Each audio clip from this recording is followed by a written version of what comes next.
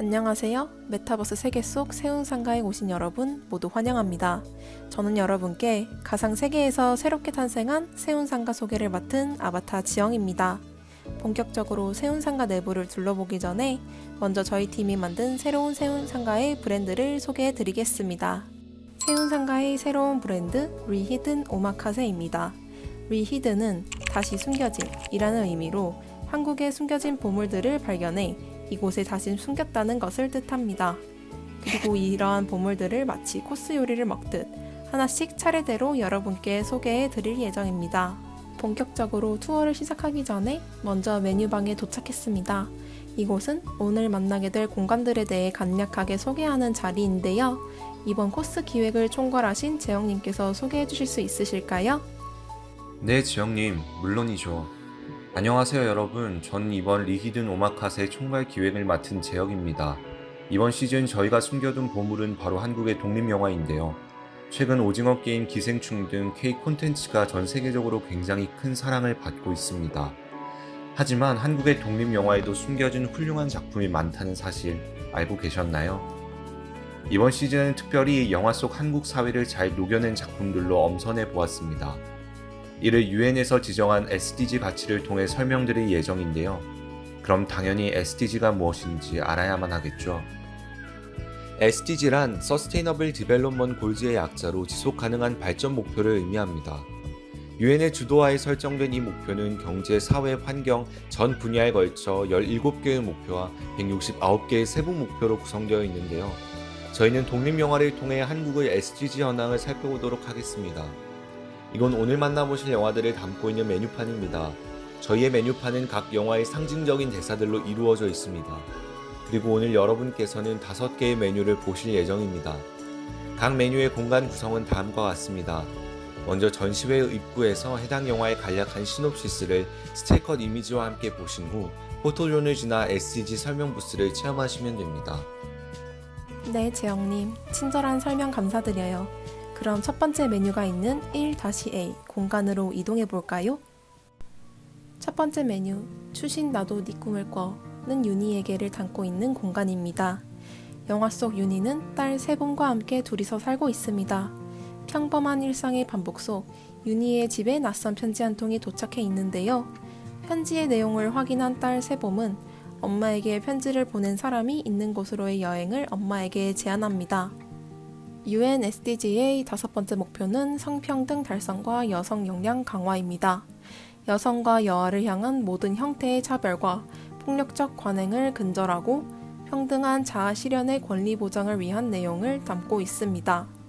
OECD는 매년 고용 전망 보고서에서 국가별 성별 임금 격차를 계산하고 가장 큰 순서대로 순위를 매기는데요.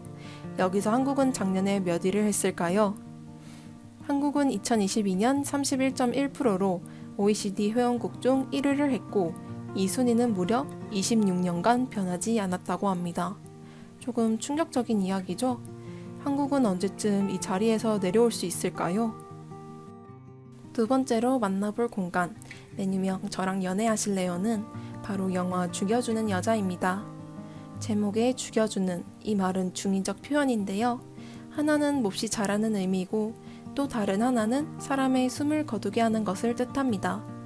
노인들을 상대하며 어렵게 생계를 유지하는 일명 바카스 할머니 소영은 한때 자신의 단골 고객이자 뇌졸중으로 쓰러진 손 노인으로부터 자신을 죽여달라는 부탁을 받습니다.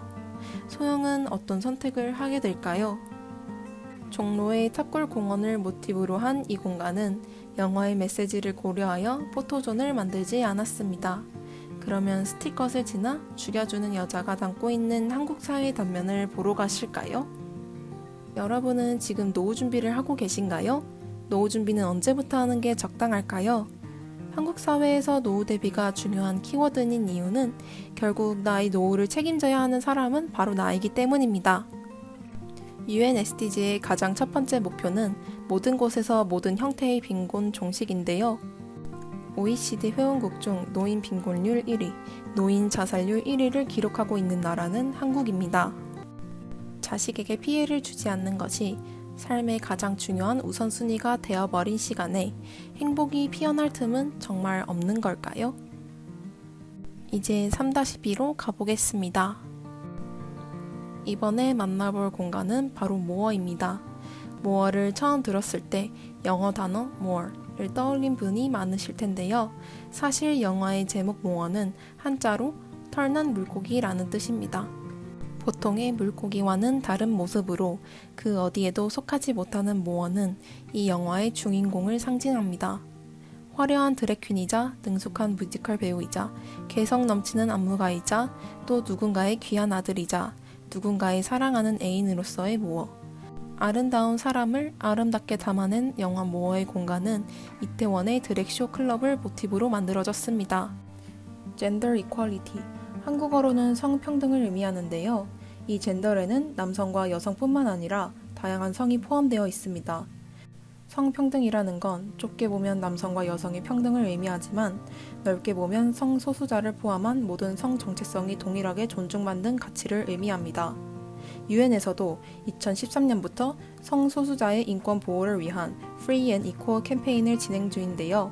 그럼 여러분이 생각하는 오늘날 한국 사회 속 성평등은 어떠한가요? 지금은 과거에 비해 많은 부분이 변화되었지만 성소수자의 인권 현황을 분석하여 개량화한 무지개 지수를 통해 본 한국은 10.56%로 여전히 낮은 수치를 기록했습니다. 누구에게나 꿈을 이룰 권리가 있습니다. 그리고 그 꿈을 빼앗을 권리는 누구에게도 없습니다. 네 번째 메뉴, 세상 일이 다 그래의 영화는 바로 다음 소희입니다. 다음 소희는 특성화 고등학교에 재학 중인 소희와 그런 소희의 이야기를 쫓아가는 형사 유진의 이야기로 이루어져 있습니다. 사라진 소희와 소희가 겪은 일을 되짚어가는 유진. 어쩌면 이 영화의 가장 큰 비극은 이 모든 이야기가 이미 현실에서 벌어진 사건에 기반하고 있다는 점일지도 모르겠습니다. 영화 다음 소희의 공간은 죽여주는 여자와 같이 포토존을 만들지 않았습니다. 공간의 한쪽은 학교 교실로, 다른 한쪽은 사무실로 만들어 보았는데요. 각 공간에서 소희의 모습들을 보며 이 영화를 소개하고 싶었습니다. UN SDG의 8번째 목표는 양질의 일자리와 경제 성장입니다. 해당 목표는 국가별 상황에 맞추어 경제 성장을 지속화하고 생산성을 높이는 것을 목표로 하고 있습니다. 누구도 근무지에서 자신의 존엄을 훼손당하는 것을 당연시하지 않는 것, 그리고 그것을 좌시하지 않는 사회, 갖은 욕설과 폭언, 성희롱 속에서도 학생을 잡아두기 위해 인센티브 계약을 3개월 근무해야 지급하는 부당한 근로계약이 기업의 지속 가능성이 취약계층을 착취함으로 유지되는 것이 이제는 사라져야 합니다. 다음 소희는 없어야 하기에 영화 속 현실은 냉혹하지만 영화를 찾는 관심은 따뜻하기를 바라보며 이제 마지막 공간으로 가보겠습니다. 저희가 준비한 마지막 메뉴는 서울국제환경영화제 한국경쟁부문에 초청된 환경 다큐멘터리 제로 웨이스트입니다. 영화 제로 웨이스트는 이러한 환경운동을 더욱 알리기 위해 6명의 환경 실천가들의 일상을 담았는데요. 영화는 지금 우리가 외면하고 있는 지구의 숨겨진 모습에 오늘도 여전히 소리치는 삶을 들려주고 있습니다. 저희는 이 공간을 모든 자원의 재사용을 가능케 하는 꿈을 실현해줄 미래의 공장처럼 꾸며보았습니다. 그리고 한쪽 공간에서는 업사이클링을 체험해 볼 수 있는 공방 공간을 마련했습니다. 업사이클링이란 사용한 물건의 재사용을 넘어서 이전보다 더 큰 가치를 만들어내는 것을 의미하는데요. 추후 세운상가의 현실 공간과의 콜라보를 기대해주세요. UN SDG의 12번째 목표는 책임 있는 소비와 생산입니다. 쓰레기 배출과 매립은 사실 모두가 심각성을 알고 있지만 애써 외면하는 가장 대표적인 환경 문제인데요.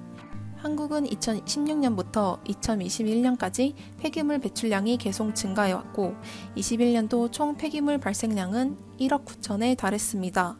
버리는 쓰레기 양은 늘어나는데 묻을 공간은 점점 사라지고 있고 쓰레기를 묻지 않으면 태워야 하는데 이는 대기 오염 및 지구 온난화에 연결되어 또 다른 환경 문제를 야기하게 됩니다.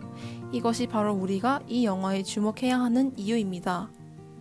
영화 제로 웨이스트는 하반기에 나올 예정이라고 하니 조금만 기다려주세요. 오늘 나누었던 이야기들이 여러분께 좋은 추억이 되길 바라며 저희는 또 다음을 기약해 보겠습니다. 감사합니다.